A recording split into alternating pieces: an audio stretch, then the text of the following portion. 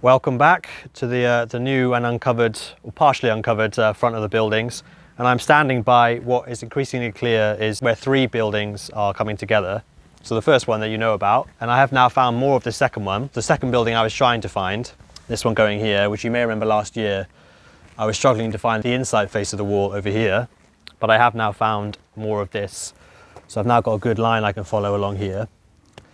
And then I have also found the far end of the wall I found early this year, down there, which is meeting up with this one here.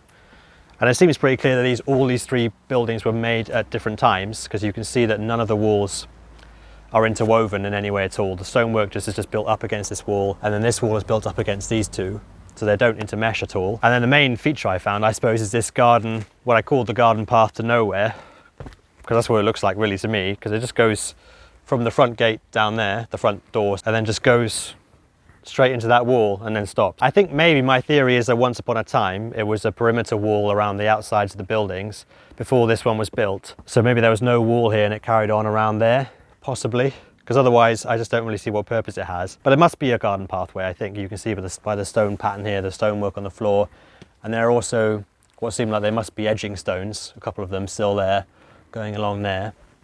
But yeah, as far as I can tell, there's just a pathway going from here straight into a wall. Would it be like a porch? A porch, but then... I mean, it's quite small. I guess so, but why would you have a porch to the side of the house with sort of uneven stonework, and then it's also sloped, but I don't know whether it used to be sloped or that's just because of the ground rising up because of this tree and so on.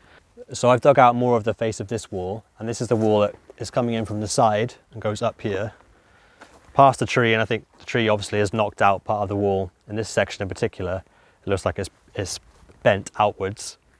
And it meets up, I think it meets up with the two of these at the same time. So it comes onto the corner of this building and then goes over the two of them. So the next stage of the digging, if you come over here, phase... I mean, you're saying come over here and... Okay.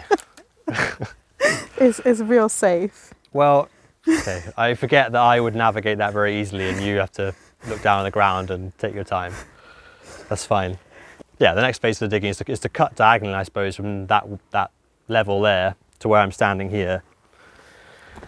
And then once I've done that, to cut back inwards towards this wall here, where the tree section is, because I think, as I say, I think it will abode outwards because of the roots knocking it out. One thing I did find a lot of in the dig was a lot of slate. I don't know how well that came up in the time lapse because obviously it's so fast, but there was a lot of roofing slate in the soil here. I think there must have been a big stack of slates. I'm not convinced they were from the buildings themselves. I think maybe it was just a stash that someone had left there from a previous site or something. I don't really know, but there was a lot of broken slate in the ground. And as for the tree stump itself, I'm not really sure what to do about it. My original plan was to dig this out. So I said to the tree surgeons just to leave it, to cut it fairly low to the ground, and then I would dig it out as part of the next phases of the digging. But the more I realised that's a big, big challenge, and it's really big. It's massive. I don't know how realistic that is, to be honest. I was looking at those chainsaw carving things. I mean, I wouldn't do that myself, but I could try and get someone else to do it for me. Do what? Like they carve wood if we're using chainsaws into like animals, or I don't know. Oh, okay. Like sculptures, basically. Making it a feature. Making it a feature of some kind. But I don't know. Maybe realistically, the most likely scenario is I will get a stump grinder at some point. Maybe people could suggest if you do decide a sculpture, what the sculpture should be. Maybe. I can't make any promises. So I did look at some websites, of some chainsaw sculptors, but none of them were that good, to be honest. I don't know, I wasn't quite... You weren't convinced? I weren't convinced of how good they look. You never know who's out there. Someone might be watching.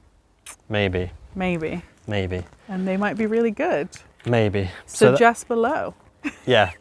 It's not at the minute getting in the way of anything, because it's not stopping the next stages of the digging or anything, and obviously any roots that are there, I can just cut them out as I'm going along.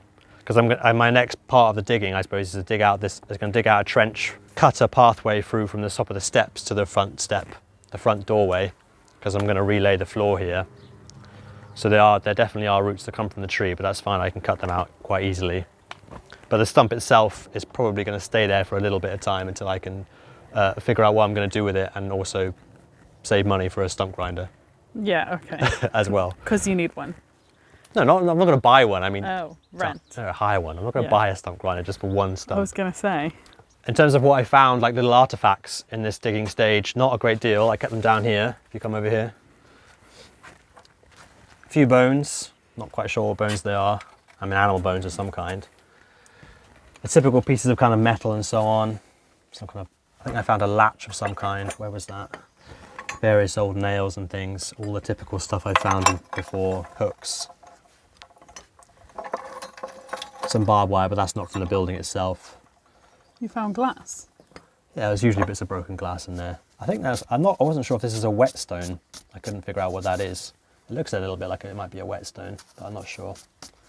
But yeah, mostly typical stuff and not a great deal of it, just parts of rusty metal work. The next stages of the dig, I've got a pretty clear plan of action, just cutting out this corner really. The corner of these two walls here where they meet up on the other side where I'm standing, cutting out this corner. It's quite a big mound here, in fact, quite a big mound of earth, and then just going in that direction. But before I can do that, I need to get rid of some of the spoil because I've been piling it up on the far side of the land over here. I'll show you. Okay. That's another tree stump, which is to see the mess. The mess. Excuse me. It's very tidy. That's another tree stump that's going to come out at some point. That's the remains of most of the tree that came down because they offered to chip it, obviously, but I just said I would chuck it on a bonfire pile. And then regretted that because there was a lot more of it than I imagined there would be. Yeah, is that like, yeah, how are you going to get rid of that, actually? I'm going to burn it. It's going to take ages to burn. No, it won't. Okay. It'll burn really quickly when it's dry, but there was more of it than I anticipated. And then over here is where the pile of spoil goes mostly. In fact, you can see what I was talking about in terms of there being a lot of slate. So this is the section that came out from the last bit of digging I did. You can see all the broken slate in here. So this was all in that last phase, quite close to the doorway actually. I really have run out of space is the main problem. So before I can start that next phase of digging, I need to get rid of a lot of this.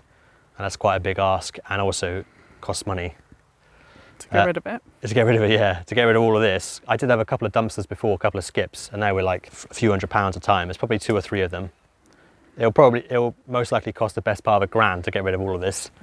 And it will happen, I will do it eventually, but just the £1,000 budget for getting rid of dirt that currently is costing me nothing isn't really in place at the minute. So, sure. And that is about it. But in the next phase is when I'm digging out this trench for the pathway from the steps to the front door. I will also be digging out a bit more of this section here on this side of this wall to try and uncover some of the face of that wall as well. So this whole section here, you can see is currently, I'll probably take it down to the same level as that, well, no, not the same level, but closer to the same level of that top step and take out all of these little shrubs and things. So I will probably uncover more of this wall as part of that process. And when I'm taking up the trench here, digging out a trench between the steps and the doorway, it's possible there might be part of the floor there, so there being a pathway before, or possibly a similar pathway to what this one looks like. I have dug down a little bit before and didn't find anything, but it's possible it was just a bit deeper, and we will see. But that's going to be happening starting that next week, in fact. And that's about it. Thank you for watching, and there'll be more videos coming in the next couple of months. Bye, guys.